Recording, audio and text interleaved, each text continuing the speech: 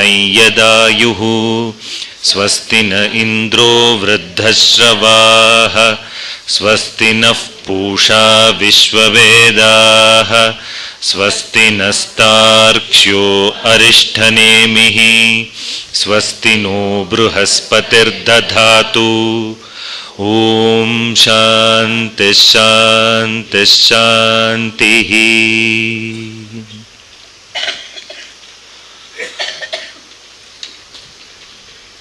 As we discussed,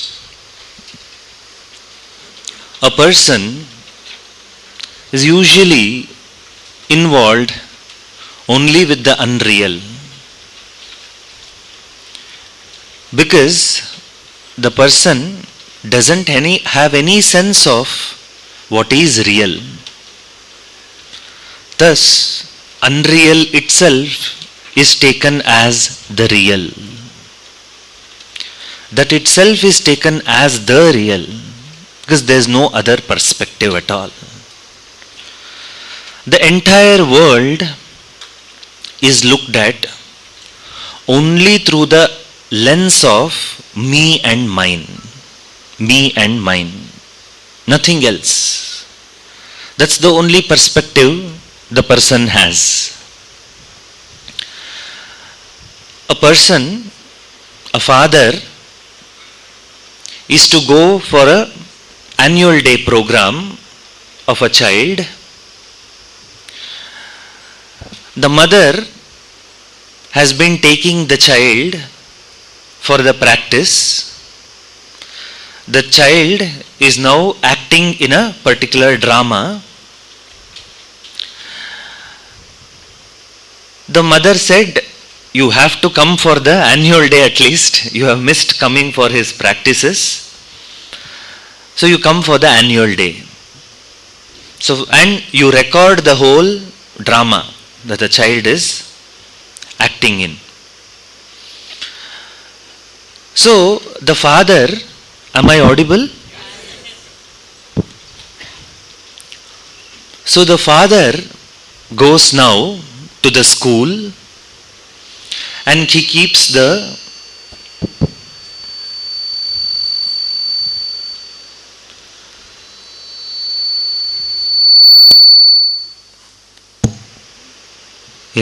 yeah.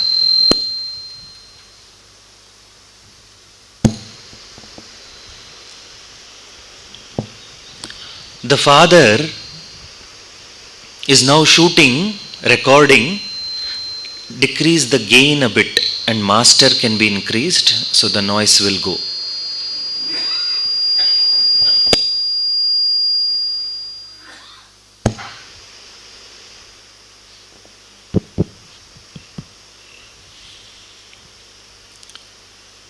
The father is now recording and the child is acting very well, and the father is recording the whole video. He has zoomed in into the son, into the kid, and recorded the whole thing. So father comes back home and his friend asks him, so you went for your son's drama, how was it? Yes, it was very good, he acted very well. So what was the story, he asked. Story, I don't know. I didn't recognize that. Oh, now I realize I don't know the story. My focus was all on my son. I very well understood what he acted in. Rest of it, I do not know. So this is like our lot in life. When we are only looking at the entire vast Jagat from only with the lens of me and mine, we miss the whole story of life also. We don't have what is the conception, what is life, what is the reality, what is truth, nothing. All that we know is me and mine. You see, so many people pass the examination, so many people fail the examination. But those results affect me only if it is belonging to my child. Only it is when it is belonging to my child. You see, there is a big insight. The world fails to affect you if you do not have ahankara and mamakara in anything. From an absolute standpoint, if you look at life, and if we have no ahankara and no mamakara, world fails to disturb us. World fails to disturb us. Cannot shake the inner core of you at all. It can give the bodily pain. Same example. I am fine, my tooth has pain. Pain could be there at the physical level, but I am unaffected by it. Because now I am not looking at my pain or anything. I am just looking at from very objective standpoint, that as pain, as not as my pain. What is mamakara in pain also? At least if you have for some assets and this, that, at least vyavaharically acceptable. What is with reference to pain, my this thing? No. So though one has to learn to appreciate the reality, and that appreciation is possible only when you deduct ahankara and mamakara. Only then you will have the conception about reality. The Upanishad is only addressing and taking us to that higher reality. This vyavaharika world, that the reality that we are living in, we are experts with reference to that. Shastra need not tell anything about it. We all seem to know everything about it. No need of Shastra to further enhance our understanding of Vyavahara. What Shastra gives is some broad guidelines so that you keep your Vyavaharika life also smooth with reference to certain values, with reference to certain attitudes, with certain customs, traditions, which are all going to benefit you. But then the commitment of the Shastra, the commitment of the Upanishad is to point out the real, is to point out the reality. That is the only commitment of the Shastra. And what is that reality? Shastra says it is Atma. Atma is the reality. So is Shastra revealing to us something we do not know of? Is it an Ajnata Atma that Shastra is revealing? That I do not know this Atma at all, now I have to know through the Shastra. Is it this scenario? Is it this scenario? Superficially when looked at, it may seem like that. No. The I is ever present. The I amness is ever there. That itself Shastra is pointing out as Atma, the core of you. I am all the time telling I am, but then that is qualified I am. There is always something attached with it.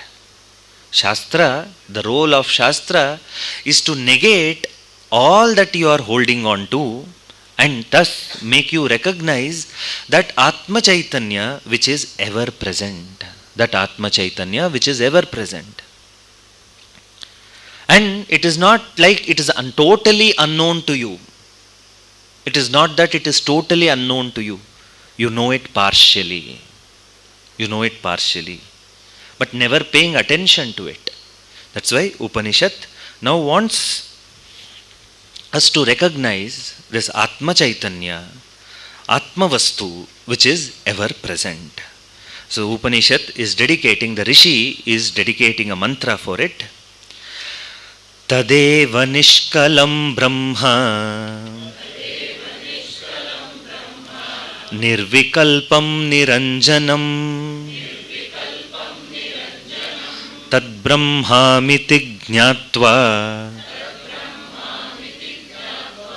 Brahma Sampadhyate Dhruvam.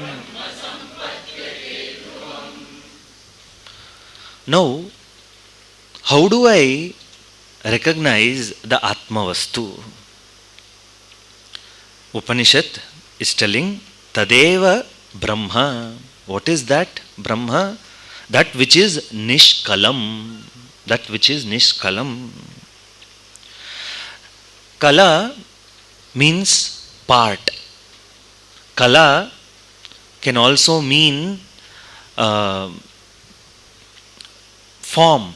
Kala can also mean form. But here, in this context, let us take it as Kala as that which is with that which has part, that which has parts. What is Nishkalam? Without any part. That which does not have any parts at all. That is Brahma. That is Atma. Now with this guideline, look at life. What I am searching is for truth, and Shastra is pointing out and giving me a guideline to recognize the truth. And what is the guideline given by the Shastra? Know that to be Brahman, know that to be the truth, know that to be the Atma. And what is that? That which does not have any parts. I have the tendency to take body as the Atma, body as the only reality. Now look at the body. It is full of parts. Hands are a part, legs, hundreds of parts. You go to the anatomy lecturer, he will count how many bones are there. You go to another stream, they will point out many other parts. You go to a cell, that cell indeed has so many parts. So now you see this body, it is full of parts. Body is not the Atma. What is that Atma Vastu? Which does not have any parts at all. Which does not have any parts. Tadeva Nishkalam Brahma. And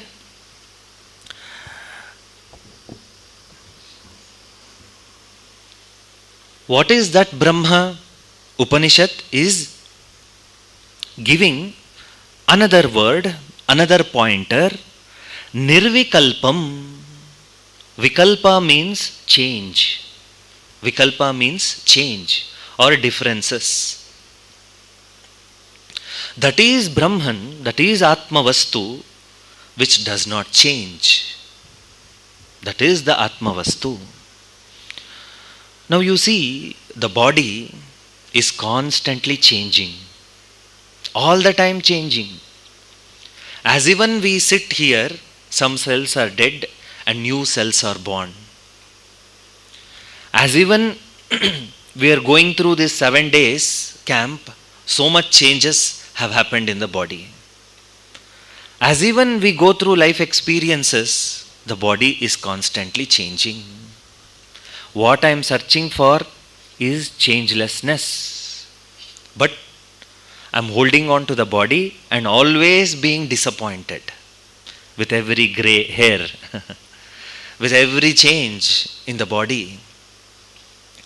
That I am unable to accept these changes, but the nature of the body is that which constantly changes. Dehinosmin yatha dehe kaumaram yavvanam jara.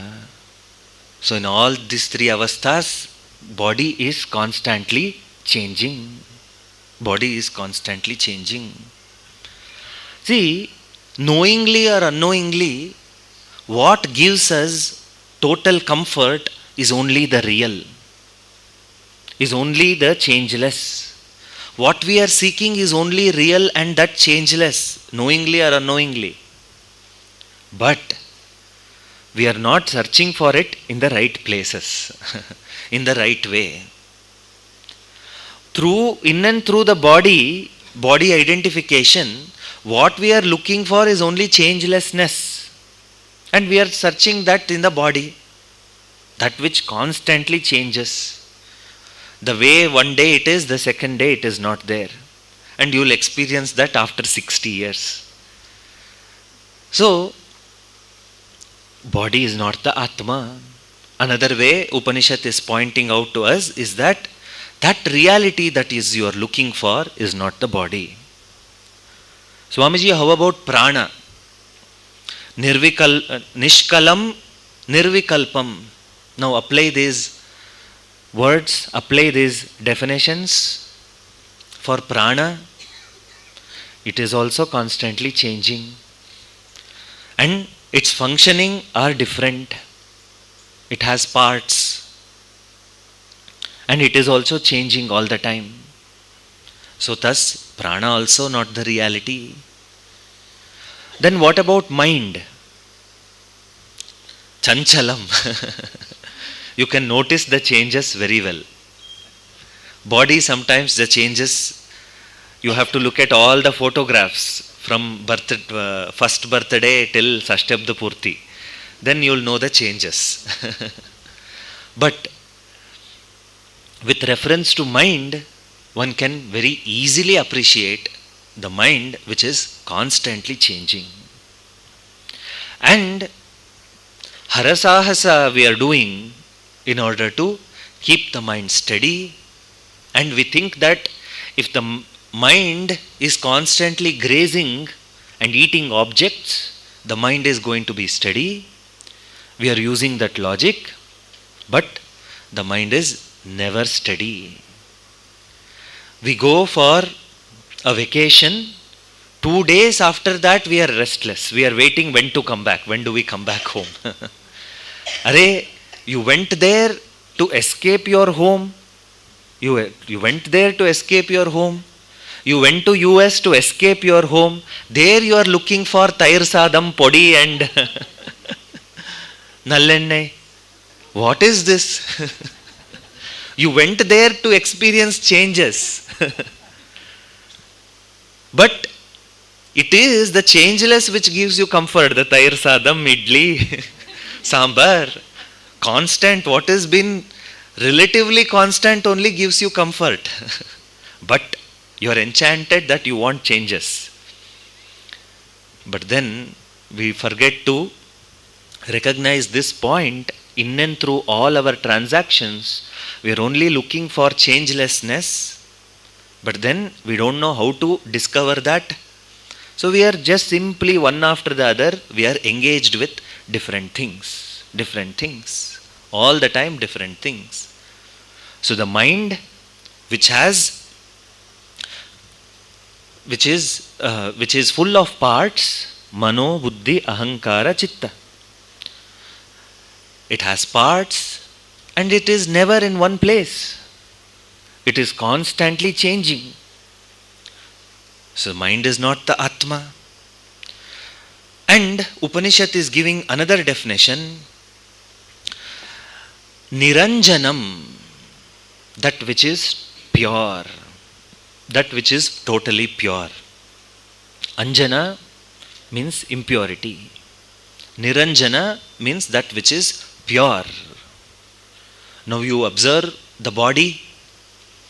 Externally it seems very nice. But then, in order to give us a sense of vairagya, the Shastrakaras explain body through many analogies and many things.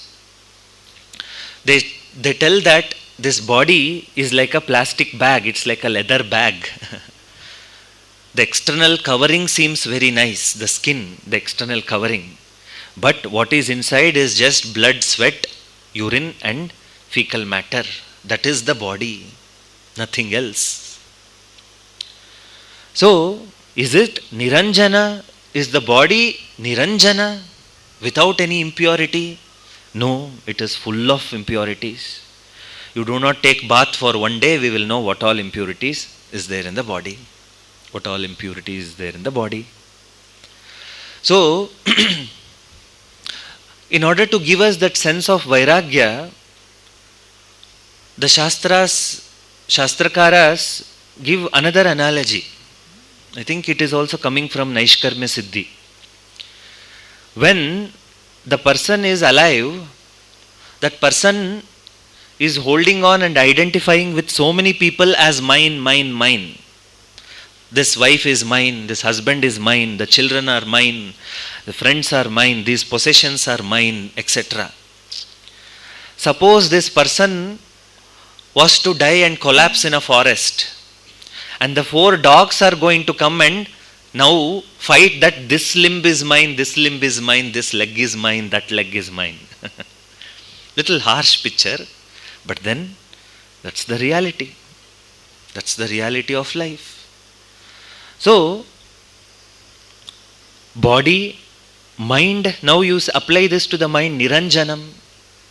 Is mind without any impurity? Only a Jnani's mind.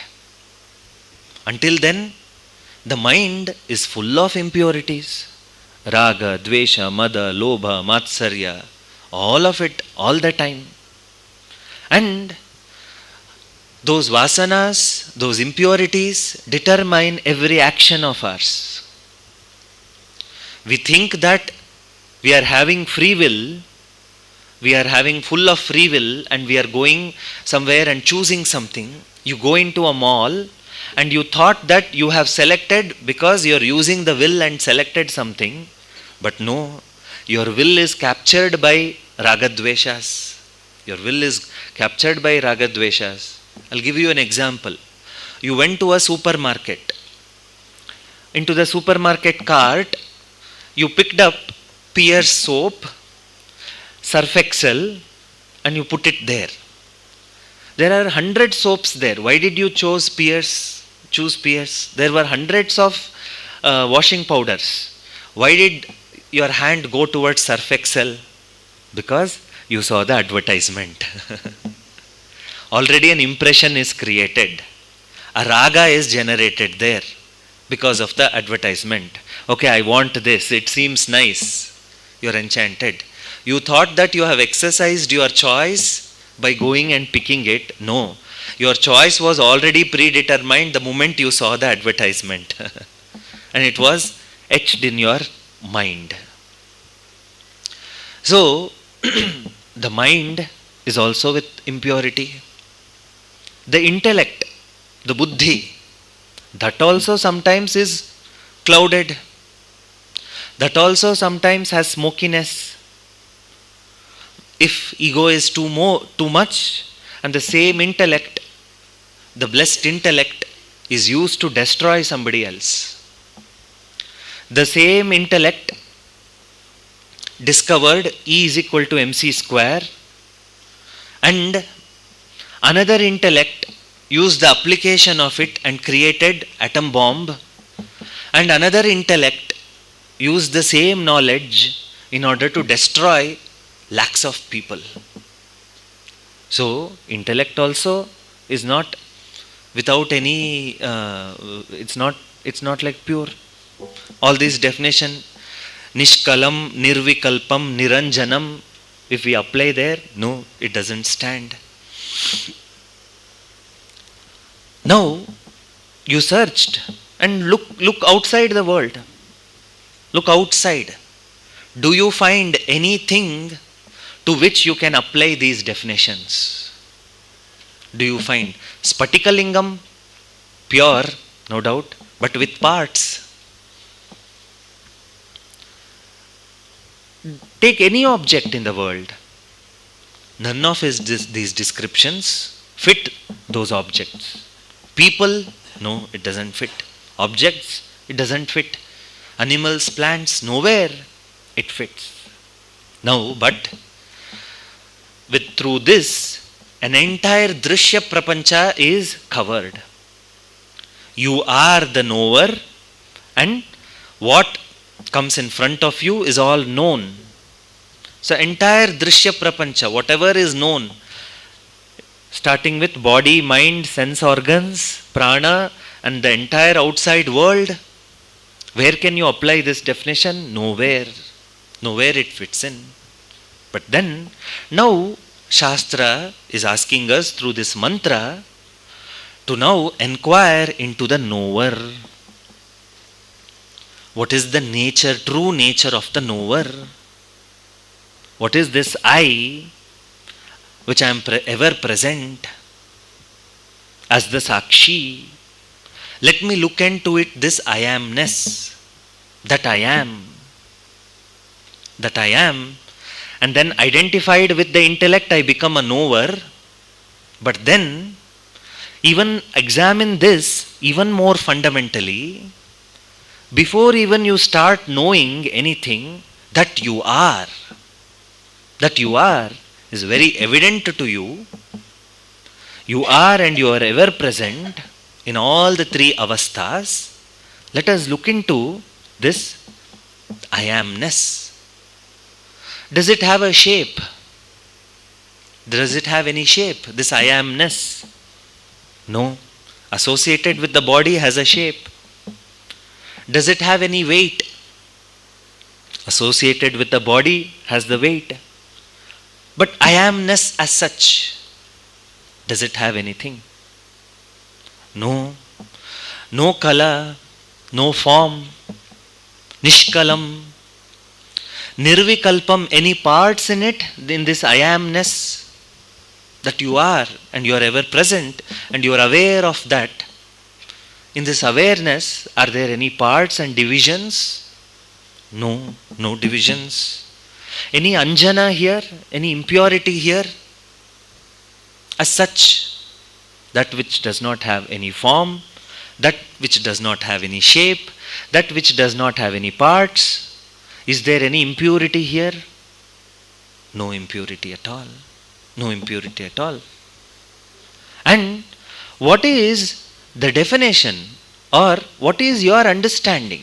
What is our understanding when we are thinking about the reality as Bhagavan? What descriptions does it come to our mind? That which is pure, that higher power which is ever present, that higher power without any form, without any color. And what is present here as I amness, without any form? What is the extent of this I amness? In the three avasthas it is ever present, as even the sakshi of the time also.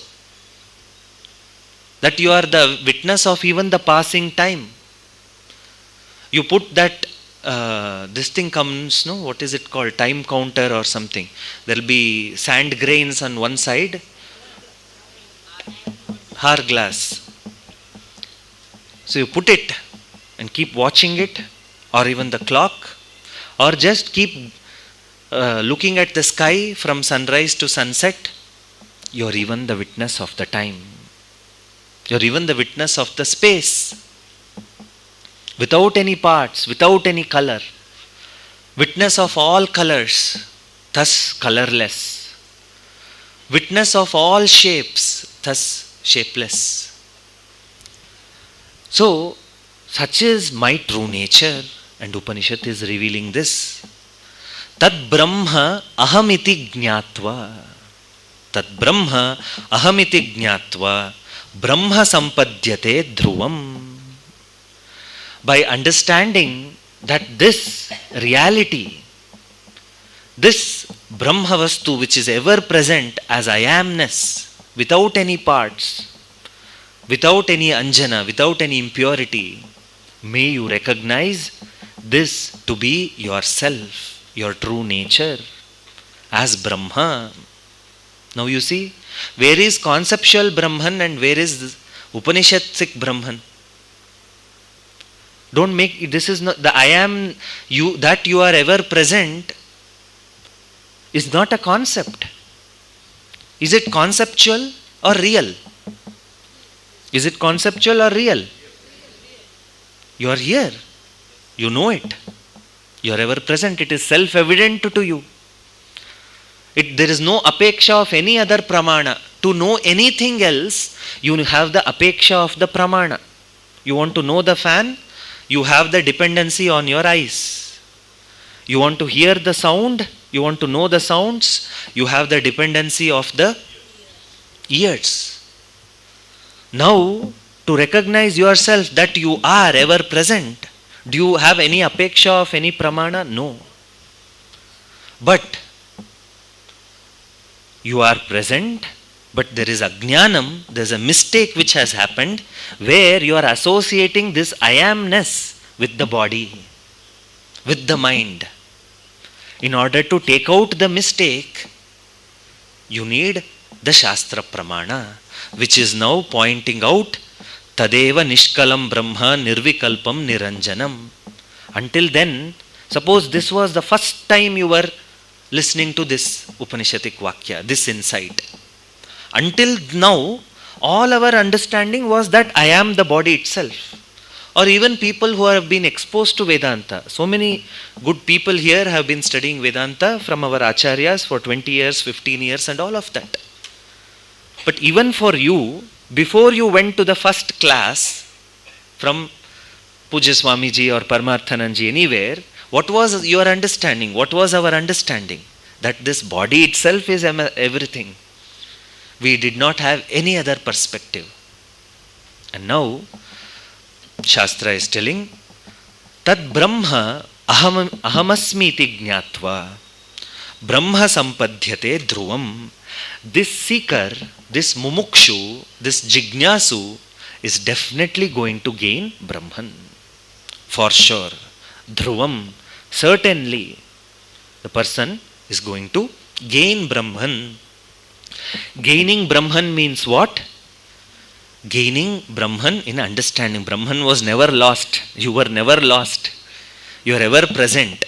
So it's an as though gain. It's not a real gain. A husband and wife were there, and then they had collected 5 gold coins and they want to do business. So the wife and husband decided that they will buy 10 donkeys using which they can do the laundry business. So they got the 10 donkeys, Indian context, Esteriers. So laundry and donkey, what sambandham? A Westerner may ask. So we use donkeys, still they use donkeys to carry the laundry. So it is Friday now, there is a fair, village fair. The wife says, okay, take this gold coins and go buy the donkeys. Select properly. So wife doesn't send the husband just like that to market. Take the cover. Yeah, did you take the cover? Yes, I took the cover. Go to the third shop. Choose properly. He will simply put rotten tomatoes. Be alert. Don't talk to your friends there. Choose the tomatoes properly. Then buy coconut. That wife gives with SOP, standard operating procedure. To buy, for the husband to buy tomatoes. So like that, this wife also instructed. Look at the donkeys properly. Look for any signs of disease or age or anything. Properly you buy the donkeys. So the husband went and selected the donkeys. For this 5 gold coins, they would get 10 donkeys. So he counted the 10 donkeys properly. Wife said, count properly also. So he counted the 10 donkeys properly.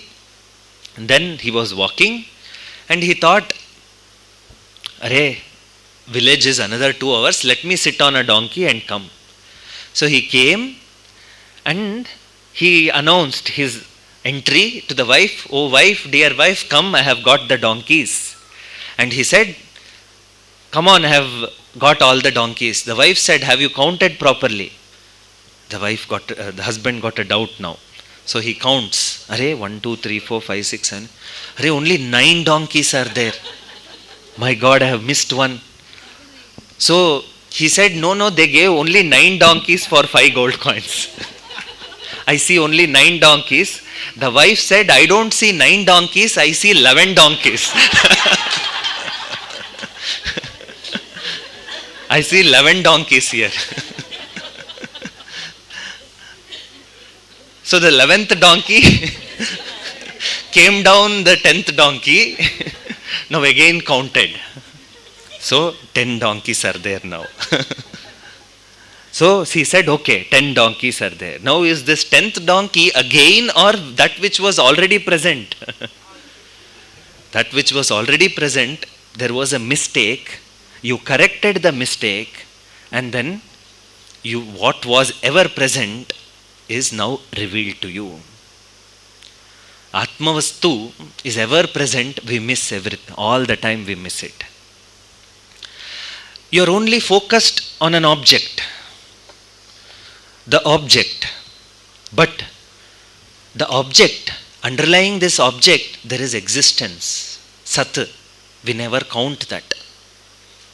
We never count that. We never count the existence. There is a principle of existence on which everything else is. We never count that. Just like we are only counting the ornaments. We never have the gold drishti. Person who is only interested in ornaments never really sees the gold, never tries to understand what gold is. So, the whole prapancha, the whole names and forms, including the body, mind, are just like these ornaments. So, what is it all made up of? What is the underlying reality? Is this Sachidananda Atma, Sachidananda Brahma, that which is ever present, that which is giving a ground for all these Nama Rupas to appear. This Sachidananda Atma is the ground for mind, and that mind is conceptualizing all these names and forms and names and forms. And in our engagements with all of this, we always miss what is underlying reality. And in this subjective inquiry into the subject, inquiry into the nature of the knower, that I am here, I am knowing all of this. What is my nature? What am I? Who am I? What is my nature? When you inquire with the Shastra, with the help of the Shastra, Shastra is revealing your true nature, which is ever present as Sat Chit. And what is the extent of Sat Chit? Its periphery, is it limited? No. Limitless. You are the Sakshi of limitless names and forms. You are the Sakshi of all three avasthas. Thus, Anantam. That there is no limit to it. No limit to it at all. That is, one's true nature is being revealed by the Shastra. Moving further, Nirvikalpamanantam cha Hetu Drishtanta Varjitam Aprameyamanadim cha Yajñātvā muchyate buddhaha.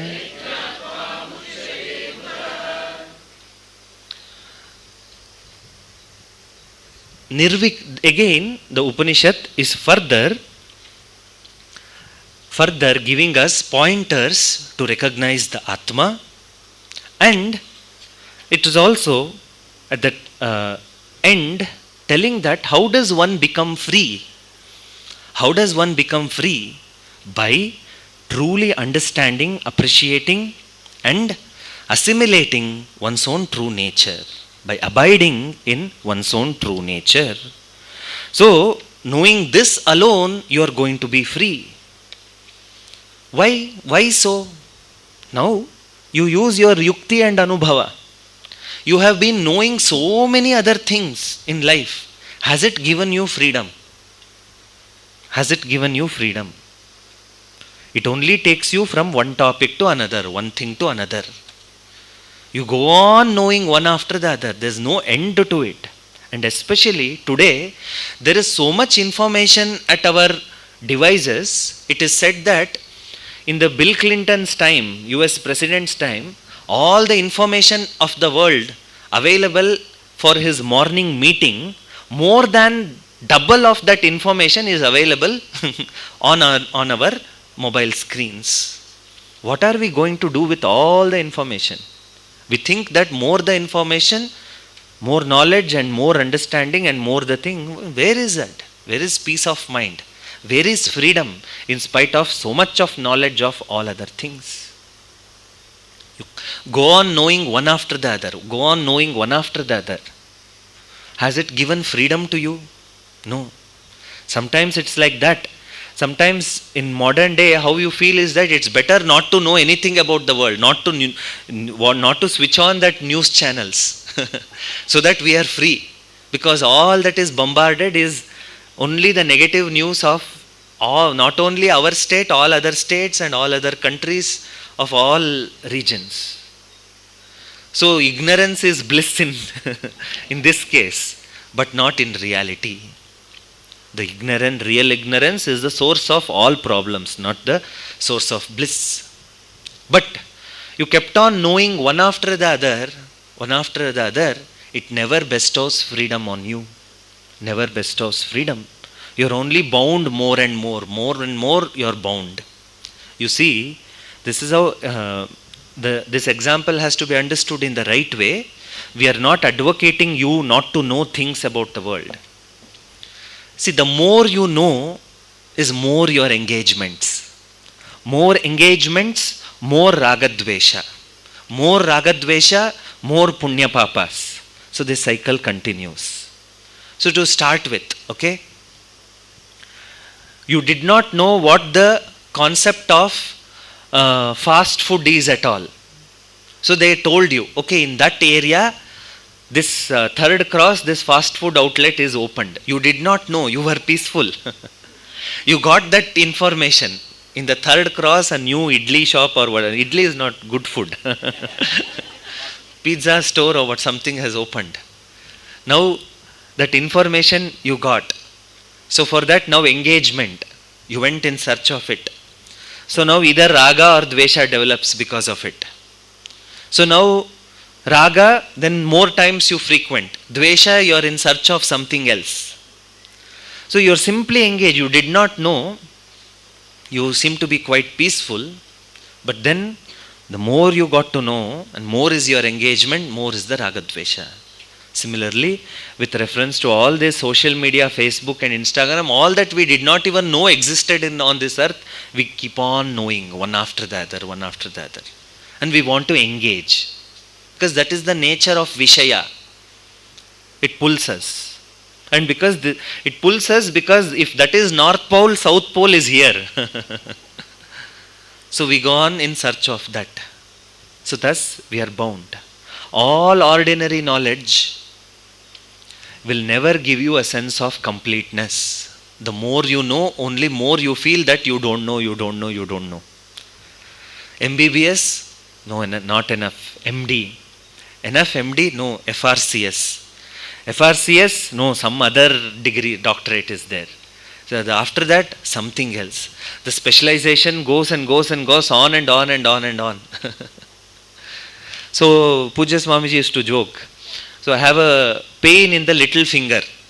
Now there is a little finger specialist.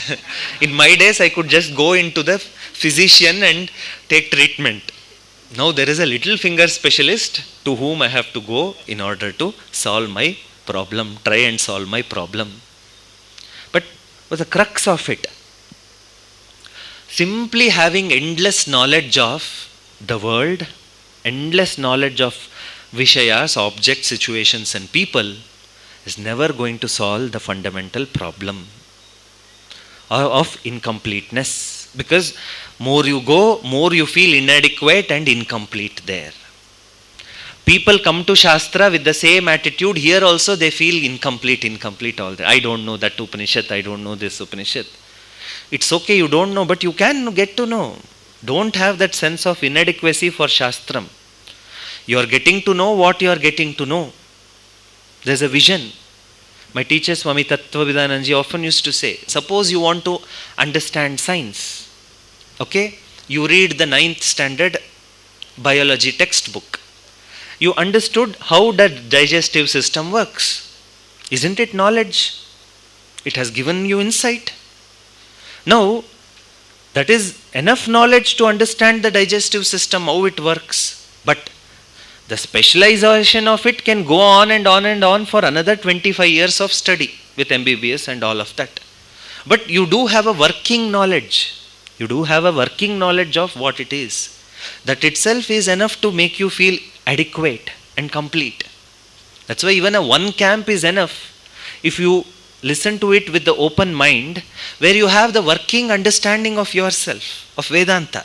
That doesn't mean that you have to stop there. Camps like this are the introduction to Vedanta, or into an insight, or furthermore for people who already have an exposure, for them to think and analyze the vision from another standpoint, and the journey continues. From adequacy we move out to further adequacy. Not incomplete, you have to keep on going until you arrive at Brahma Sutras. No. Just this information, this knowledge, these classes of the mantras of the Upanishads are enough to make you feel adequate and complete. And you can always pursue the details which are ever there in the Bhashyas and other Granthas. So, anything you search in the world is not going to make you complete. Upanishad is telling, only knowing this, you are going to be free. Knowing this what? Knowledge about yourself. Knowledge that you are nirvikalpa. You are without any parts, without any divisions. And anantam, you are endless. There's no end to your real nature. There's no adi, there's no anta also. The body as adi, body as anta. Anything else in the world you see, it has an adi, which has an adi, has an anta also. Jatasya hi dhruvo mrityuhu. That which has birth will definitely have death also. So, one hospital, they had put a list of causes of death. Heart attack, kidney fail. What are the causes of death? Heart attack, diabetes, renal failure, brain tumor, cancer, this, that and all that. So one Swamiji went to that hospital and he said, hey, the doctor is his friend, who is this thing, the owner of that place. You have put all the causes of death, all possible causes of death, but you have missed one most important cause of death. He asked, what? Swamiji said, birth. So we keep on attributing cause of death as accident, cause of death as heart attack, cause of death. No, the real cause of death is birth. Real cause, from very ultimate standpoint, when you analyze, the cause of death is birth. So we understand these realities. So your true nature, which does not have birth at all. Body has a birthday. And we celebrate it in a context, in a vyavaharika way. No problem at all. But know that body, which has birthday, also will have death day. That also will be celebrated for a jnani. That's why the death day of jnani alone is celebrated. Of all the other people, the death day is an occasion to mourn. But jnanis, there is Mahasamadhi, immediately all the ashrams get the news. Oh, Mahasamadhi, the Mahatma took Mahasamadhi now. The physical death of the Mahatma. Oh, very good. Laddu, Jahangir, Bundi, Payasam, some other sweet. They decide the menu immediately. Call all the sadhus. Bring flowers. Bring coconuts. Let us do Mahasam. Why? Punarjanma na vidyate. No punarjanma now. Who wants to continue the suffering of the body continuously? So no punarjanma. It's an occasion to celebrate. So coming back to the point, Anantam, one's true nature is Anantam. No end to that. Body has an end. Every object in the world has an end. Every relationship in the world has an end. In so many ways. And here is one's true nature, which is Hetu Drishtanta Varjitam. Hetu Drishtanta Varjitam. Hetu means a cause. Hetu can be taken as cause. Hetu can also mean logic. And Hetu can also mean cause. Everything else in the world has a cause. because of which it is what it is. But one's own true nature, Atma Tattvam, does not have any hetu. So Upanishad must be addressing Nayayikas also. Why? Because Nayayikas is a group of philosophers who are all the time involved only with logic. Everything they want the cause, everything they want the reason, otherwise they won't accept. Hetu. All the time the Hetuvada. All the time. So here is one's own true nature, which does not have any hetu, any cause. And it's not a subject of logic. It's not a subject of logic at all. Because why? It is Anubhava Siddha. It is there in your experience that you are ever present. So what logic do you need? So yatra yatra dhumaha tatra tatra vanhihi. The logician will establish something. Wherever there is smoke, there must be fire. And he'll give that hetu and he'll give a drishtanta also. Why? Example, how you observe in your kitchen. Why? Because in your kitchen, whenever you are fire, there will be smoke. You keep an example and based on that, you derive a logic, a hetu. But then, with reference to one's own true nature, which does not have any features at all, no visheshanas, and how are you going to establish some logic for it or give any drishtanta for it, any example for it? What is the example for Swamiji? You are saying all that, it's nice, your talk is good, but can you give me an example for Atma? No. Sometimes it is said the closest example you can give is space. Only even that kind of an example has a limitation. Okay? Space does not have a shape, space does not have a size, space does not have a color, but it is bhautika, which has an end, which has a starting point, has an ending point. Beginning and an end in terms of the srishti. So, closest in a way space-like, but really speaking, there is no other vastu like this in the universe to give example. What is mango? Oh, it is a fruit like that of an apple. So you can compare with some similar thing. So here, hetu drishtanta.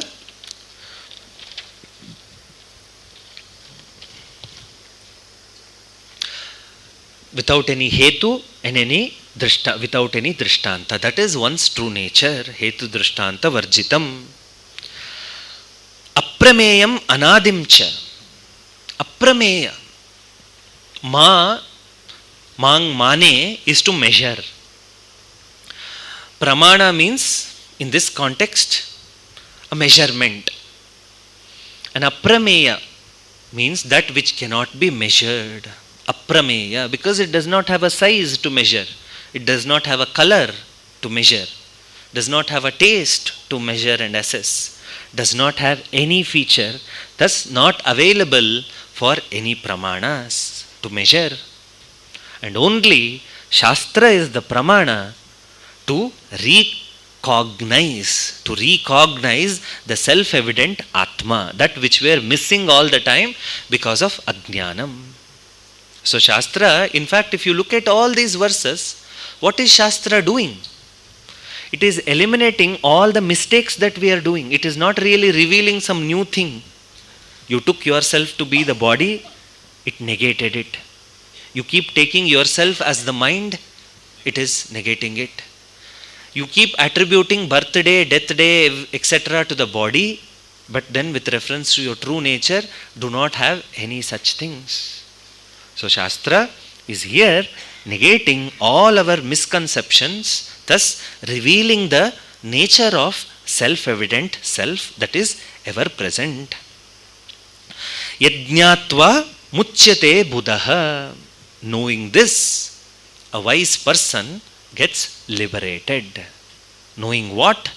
Oneself to be this Atmavastu. The freedom is here and now. It is not post-mortem. That is, after the death you go elsewhere and become free. No such thing. Jivan muktihi. Here and now you have the freedom, you have the moksha in spite of the body, in spite of the mind, in spite of the world, in spite of everything. That is what is the vision of AMRITABINDHU Upanishad Rishi. We will dwell on the mantras little more in the evening class. Om Purnamadav Purnamidam Purnat Purnamudachyate Purnasya Purnamadaya Purnameva Vashishyate. Om Shanti Shanti Shanti. Harihi Om Shri Gurubhyo Namaha. Harihi Om.